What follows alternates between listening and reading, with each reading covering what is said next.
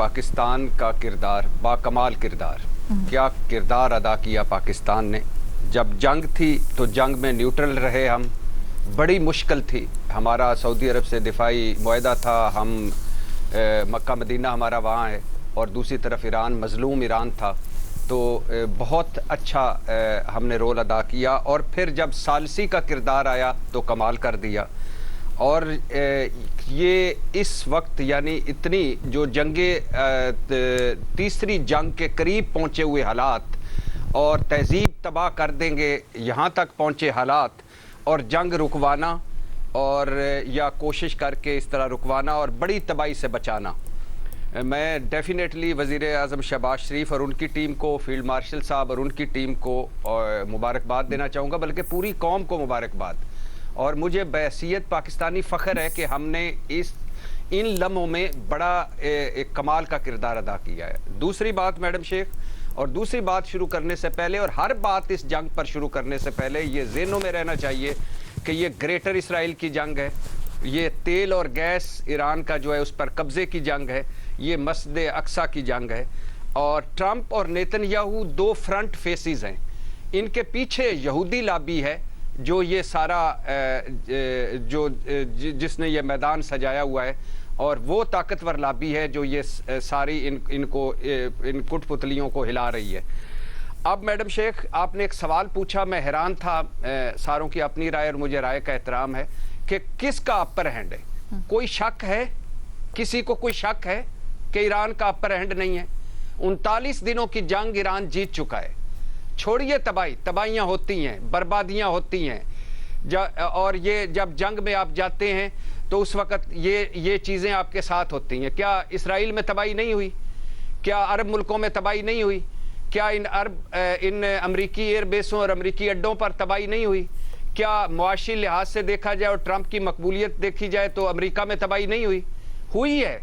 لیکن 39 دنوں کی یہ جنگ ایران کے نام، نہ رجیم چینج ہوا، نہ ایران نے سرنڈر کیا، نہ بغاوت ہوئی. ایران نے اپنی جنگ کو خطے کی جنگ بنا دیا. ایران نے پوری دنیا کی جنگ بنا دیا اس کو.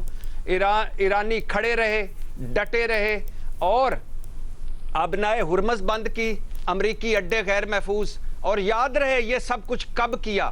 جب ان کی سپریم لیڈر جا چکے تھے، مرکزی قیادت جا چکی تھی. اور پھر سب سے اہم بات کہ یہ جو مذاکرات ہو رہے ہیں یہ کیوں ہو رہے ہیں بھلا؟ آج جو یہ ان کی فرسٹریشن ہے امریکی نائب صدر کی یا باقی ساروں کی، یہ کیوں ہے؟ اس لیے ہے کہ یہ آئے کیا کرنے تھے.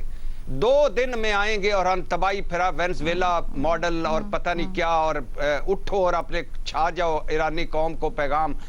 تو یہ جو غیر مشروط سرنڈر کے خواہش مند تھے ٹرمپ صاحب، اب کس کی خواہشوں پر، شرطوں پر بیٹھ رہے ہیں.